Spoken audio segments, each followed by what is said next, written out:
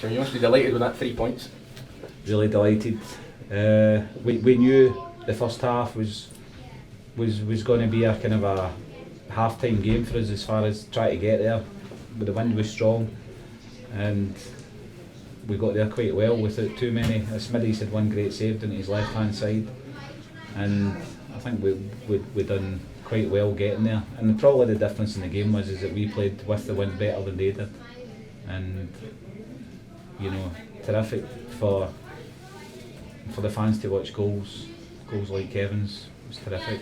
And poor Rory scored one of the goals of the season and didn't count for him. The referee did apologise because he said he blew his whistle before the ball hit the net, but I still thought he could have changed his mind.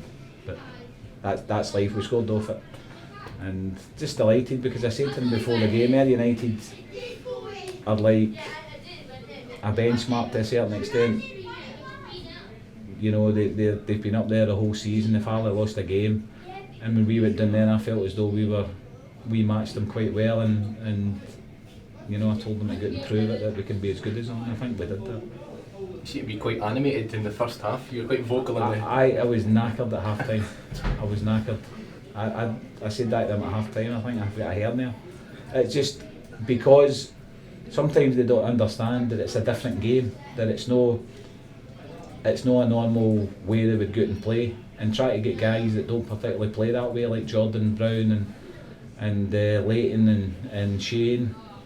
You know, Shane goes on right to your phone and he's not used to doing the dirty side of the game, or so it was just a case of having to try to keep them in shape, and my voice was going at half time, but that's what I said to them, that it's just that's the part of the game that we need to be better at, the dirty side of the game, knowing that we've got the quality, especially when you see what are coming off the bench today with Sutherland and Stevenson and Riley and you know, got such a good squad of players, so no, that was harder than usual.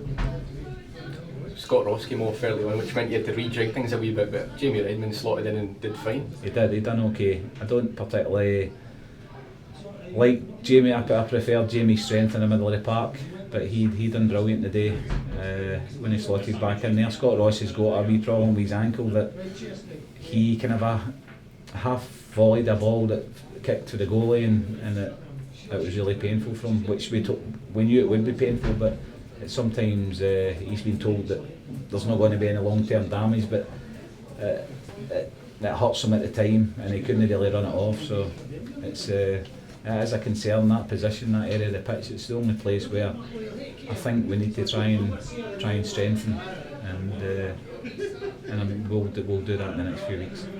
Coming into this game, there was 11 points between the sides, but you said you were going to give it a real go and try and reel air in, so it's down to 8. Well, I think that's what we've got to do. We've got to try and look up the way rather than down the way, and you know, 8 points is still a hell of a lead on us, but we have got to try and chase them down, chase Albion Rovers down, and see what it takes, because on our day we're a decent side. And next week you go to Airdrie. Mm-hmm. Well, we already lost down there this season, so the game in this league is really tough. It's on the AstroTurf, and you know, I think the team that wins will be the team that doesn't have such a good Christmas as far as drinking and eating and whatever. So no, we'll take that game in our stride, but we can have a nice Christmas now with that result behind us. Thanks, Jim. Well done, Jim.